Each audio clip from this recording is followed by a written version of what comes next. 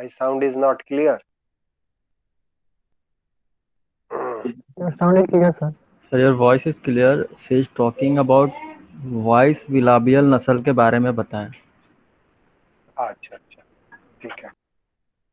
पहले एक टॉपिक कर ले यस या सर। उसी पर?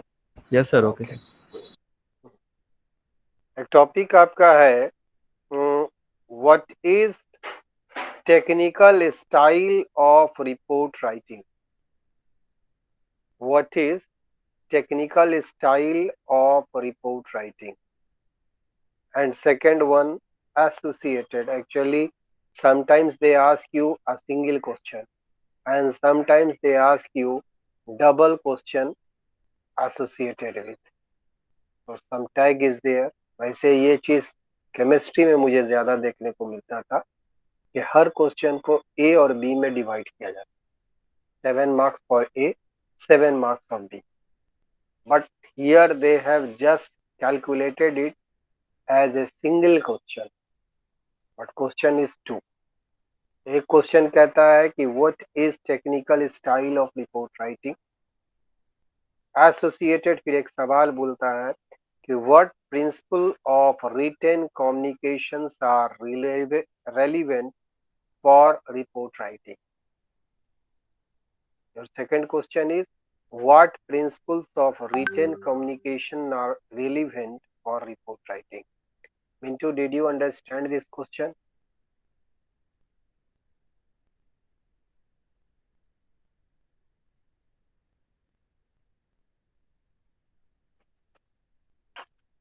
आपने इस क्वेश्चन को समझ लिया अच्छे से? सेकंड वाला नहीं समझ पाया sir. Very good. Be honest while in classroom and never feel shy, because we know something, we don't know something. It is with everyone. Even I am a teacher, I cannot claim that I am well versed in all the topics which I teach you. Somewhere some difficulties come. So first question is, what is technical style of report writing? Report writing लिखने के technical अंदाज कौन से हो सकते हैं?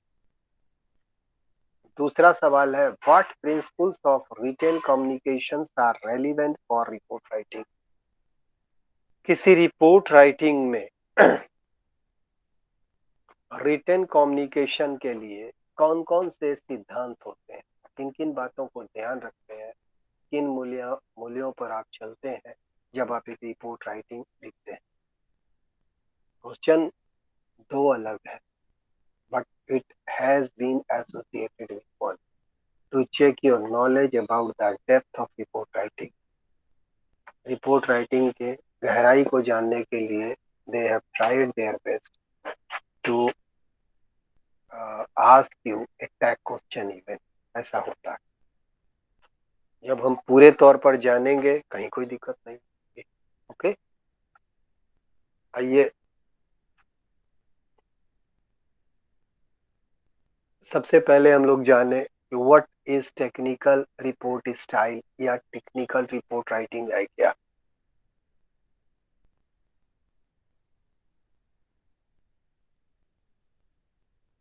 Ashutosh, should I start? Yes sir. First of all हम लोग दो लाइन लिख ले या समझ ले कि रिपोर्ट स्टाइल होता क्या है. Okay, there is no satisfactory, there is no satisfactory explanation of style.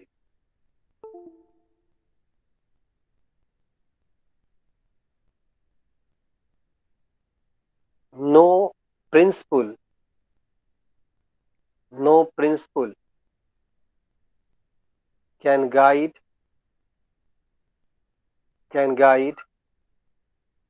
to good writing. No assurance, no assurance that a person who thinks clearly will be able to write clearly.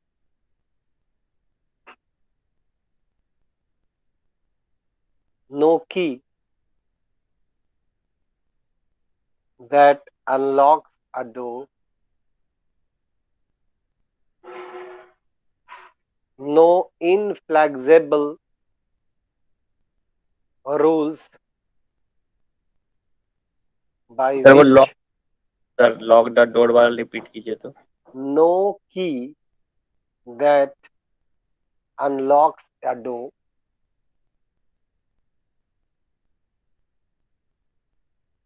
No inflexible rules by which the young writer may shape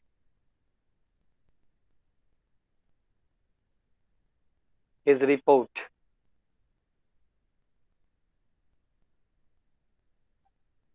He will always find himself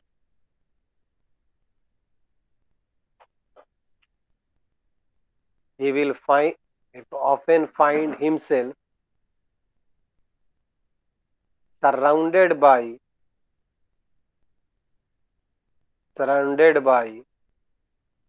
stars that are disturbing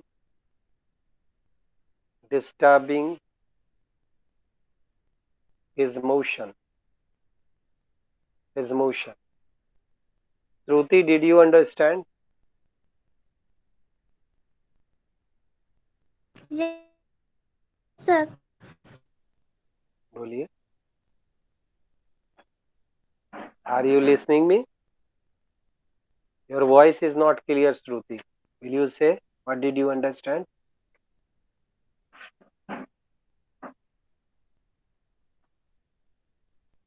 Ankit?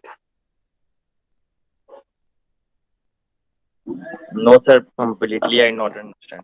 देखिए, report पर हमेशा विवाद बना रहेगा, इसलिए कि report के खास ढांचे हैं, इस पर तो किसी को कोई बहस नहीं है।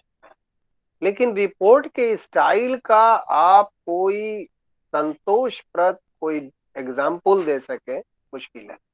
क्योंकि आप सुनते होंगे कि अंदाज अपना अपना, रिपोर्ट सब पेश करते हैं, अंदाज अपना अपना होगा।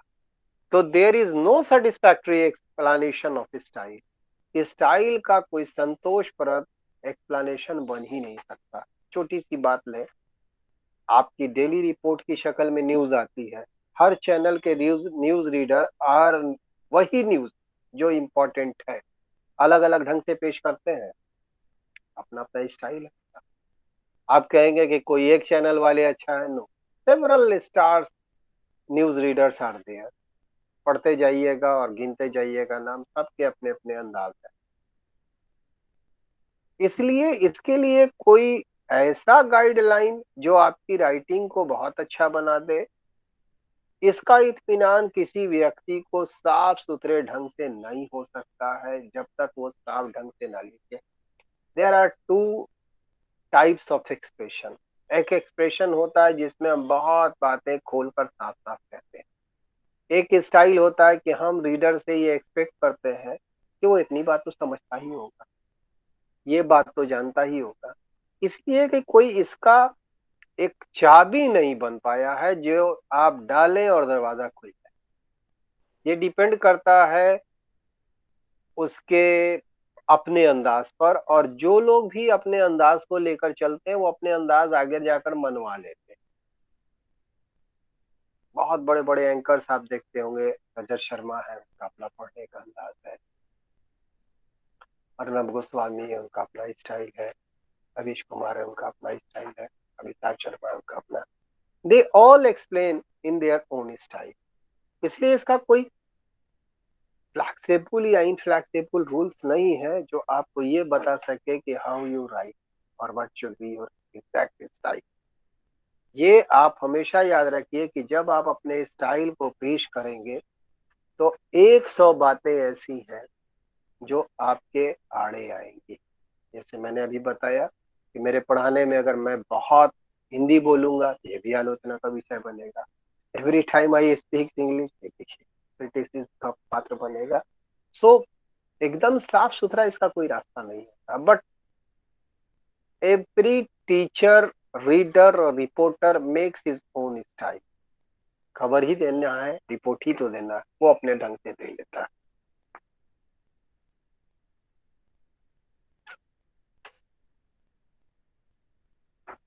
आइए 2 लाइन हम लिख लेते हैं। A writing style is acquired only with diligent study and practice in writing.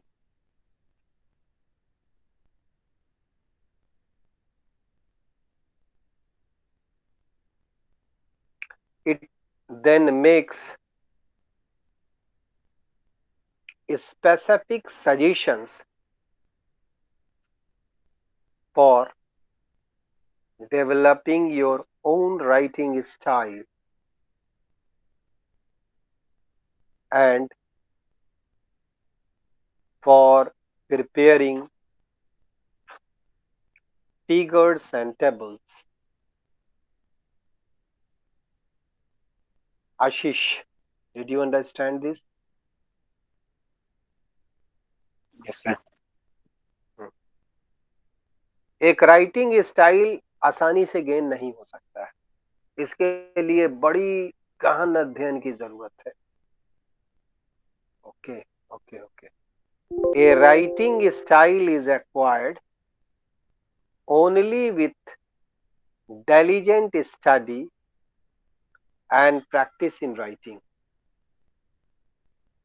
It then makes specific suggestions for developing your own writing style and for preparing figures and tables.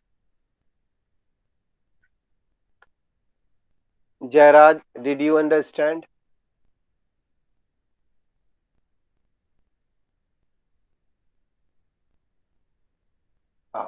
मैं ये कहना चाह रहा था कि जो राइटिंग स्टाइल है इसे आसानी से आप हासिल नहीं कर सकते। क्यों?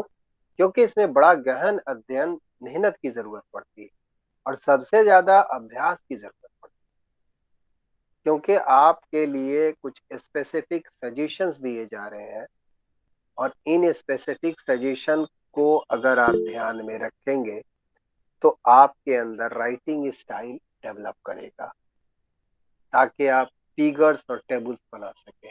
मैंने पीएचडी की। What is this? एक तरह की रिपोर्ट है। जिस टॉपिक पर मैंने पीएचडी की, what is this? It is a report on that. क्या मुझे 2 साल 3 साल जो अनुसंधान करने का, रिसर्च करने का मौका मिला, मैंने कैसा पाया, अपने टॉपिक पर जो काम किया, what was my achievement out of that, मैंने क्या फील किया और उसे किस तरह से एक्सप्लेन कर रहा हूँ। तो एवरीवेयर आपको ये देना होगा। As you are writing technical report writing, तो technical report writing is quite different from general report writing. In general report writing, you express your different aspects by changing paragraph. But in technical report writing, the most important thing is figure. आपको figure out करना पड़ेगा, पूरा दिखाना होगा क्या है।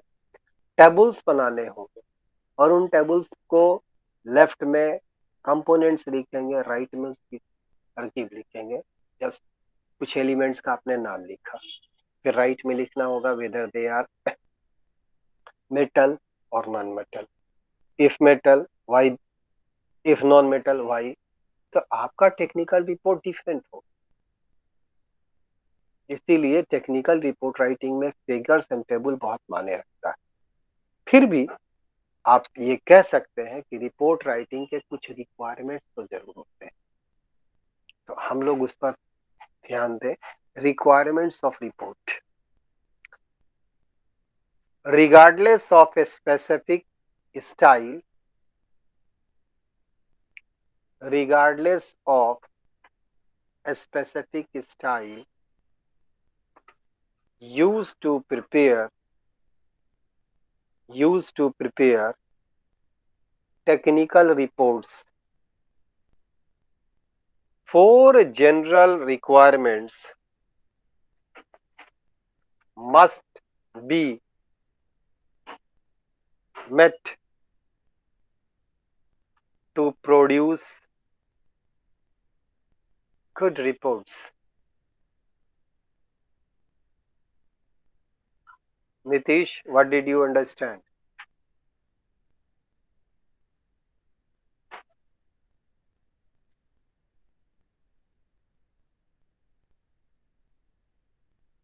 मैंने ये कहा कि भूलिए स्टाइल को, स्टाइल तो आदमी का अपना होगा। एक एक आदमी एक सेंटेंस को अलग ढंग से पढ़ेगा, दूसरा अलग ढंग से पढ़ेगा, तीसरा अलग ढंग से पढ़ेगा। स्टाइल तो वाकई अलग चीज होती ही है। हटाइए इस बात को। अगर हम इन बातों पर बहुत ज्यादा ध्यान ना भी दें तो टेक्निकल रिपोर्ट के लिए कुछ खास जनरल जरूरत है जो उसको टेक्निकल बनाएगा, अदरवाइज वो रिपोर्ट वेग बन जाएगा। उनके लिए चार चीजों को आपस में जमा होना होगा। अगर वो चार चीजें एक साथ दिखाई देती हैं, ओनली देन आप इस रिपोर्ट को कहेंगे गुड रिपोर्ट। वो चार चीज क्या है, लिख ले। Clarity, clarity, consciousness, sorry, conciseness,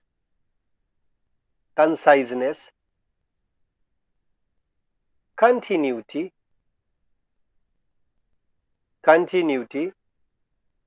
and objectivity. Mintu, what did you understand?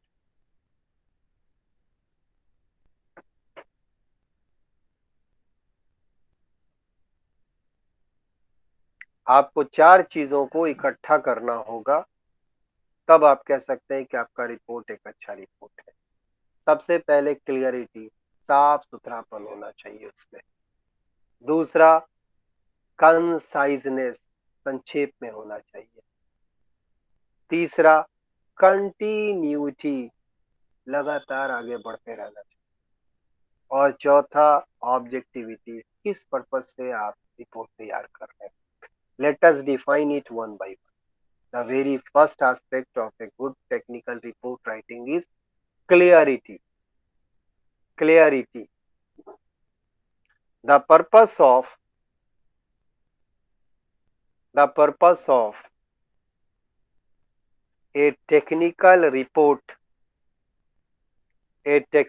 report is to transmit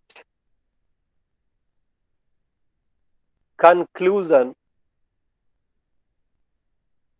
and their supporting evidence.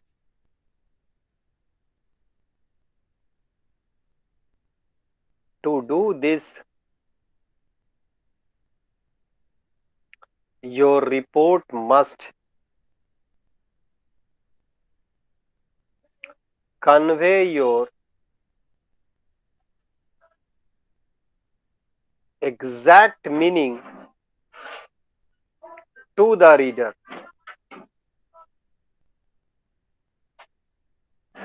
The text must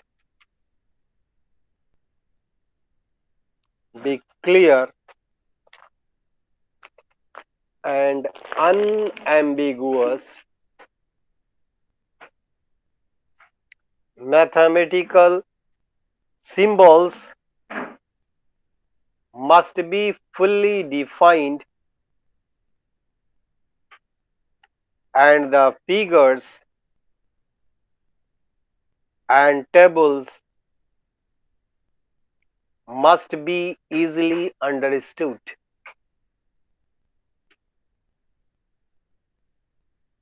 Clarity must be met from the reader's point of view.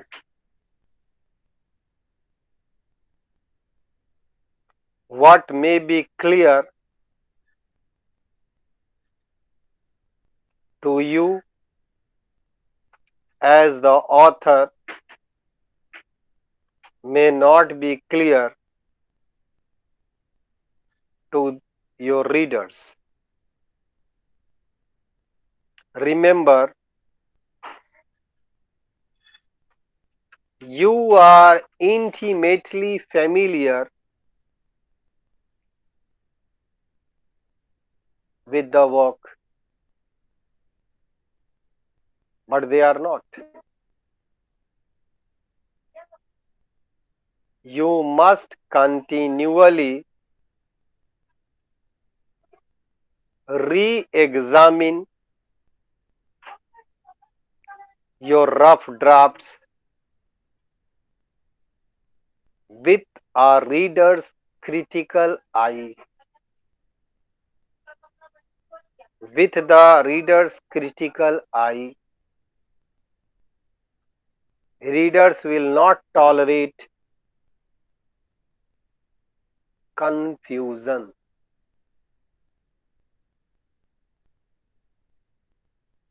They must never become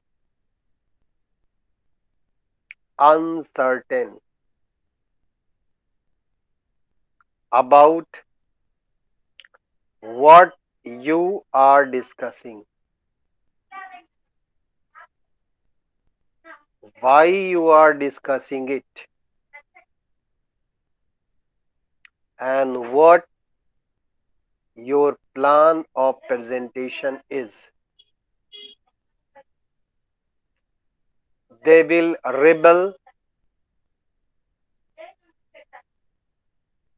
if forced to, if forced to, into these mental gymnastics. Once this happens, the chances are slight that it will ever be read. You usually have just one chance to sell the readers on the report's objective,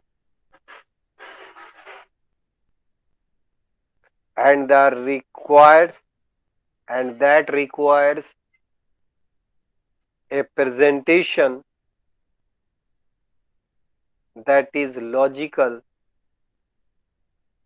simple, and systematic. Nisha, did you understand? Yes sir. पूरा समझ गई आप? Sir उतने अच्छे से नहीं समझे। अच्छा, ठीक है। Be honest while in classroom. मैंने बराबर कहा है कि मैं कम पढ़ा पाऊंगा, जितना टाइम होगा उतना पढ़ा पाऊंगा, उसमें कोई कंफ्यूजन नहीं होना चाहिए।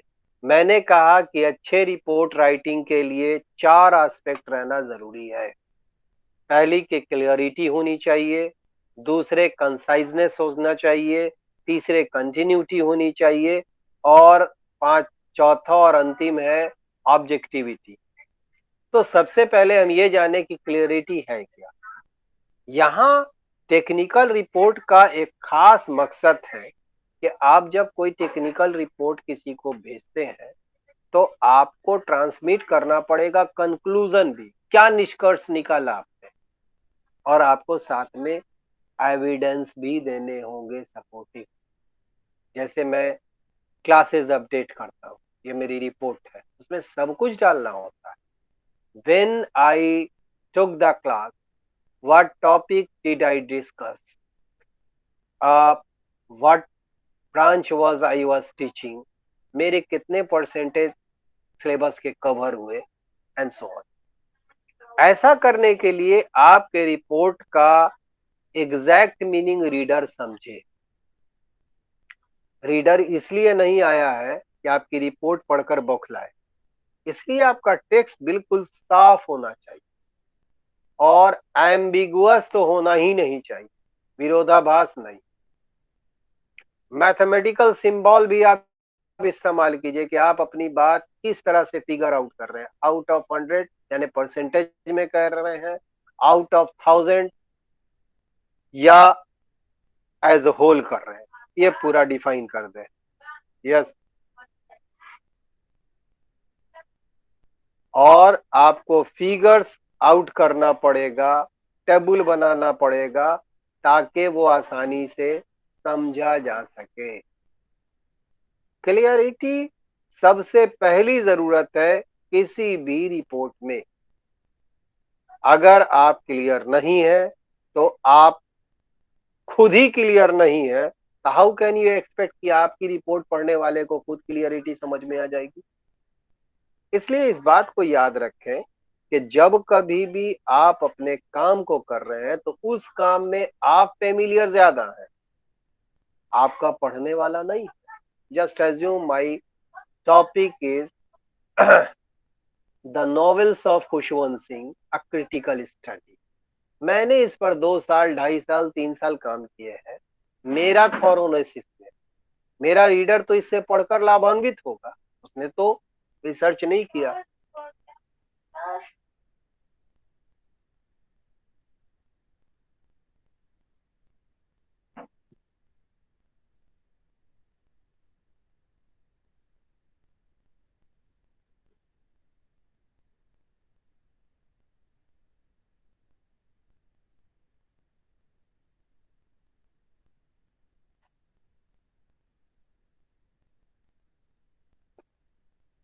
That is why, hello,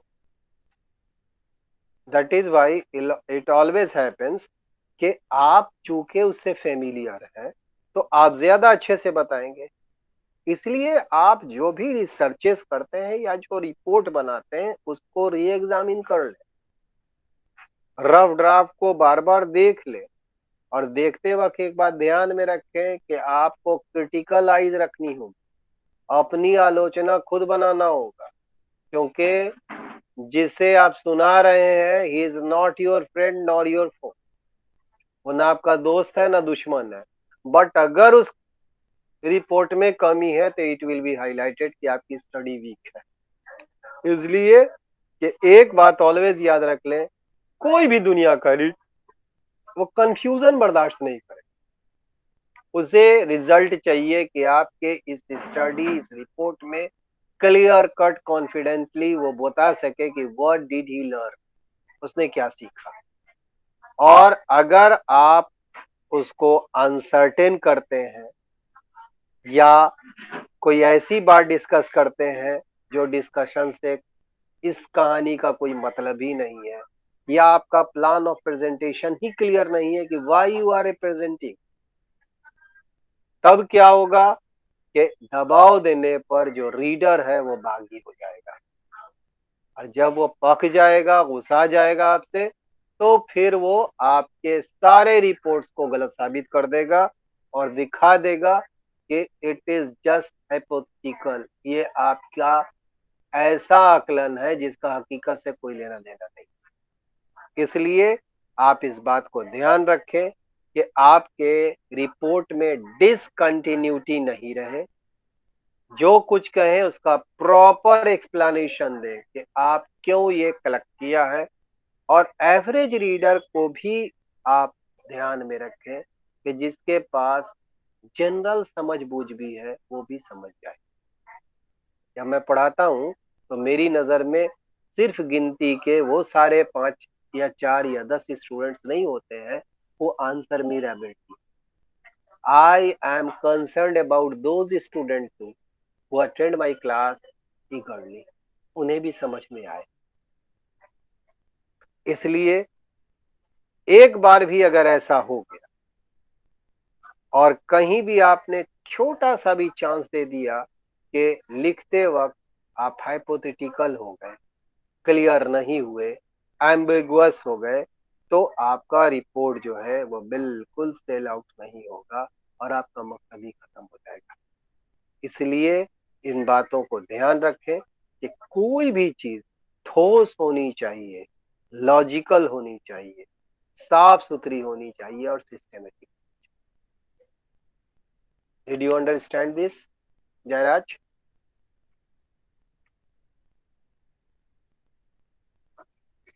Ashish? Yes sir, yes sir. हाँ, क्योंकि हमारे पास समय कम है इसलिए फिर कॉन्साइजनेस क्यों होना चाहिए और कंटिन्यूटी से क्या मेरा मेरा मकसद है, ऑब्जेक्टिविटी क्या माने रखती है, ये सब बातें आगे की क्लास में आएंगी because time is not there, sorry. और इसके बाद चूंकि एक क्लास और होता है, that is why mean time tight corner. You have got first class, they have got second class. Had it been a latter class, I would have expanded it if there would not have been another class. But unfortunately, my second class is there. So I cannot drag it long. So we will discuss about this later on. Be prepared and come with some problems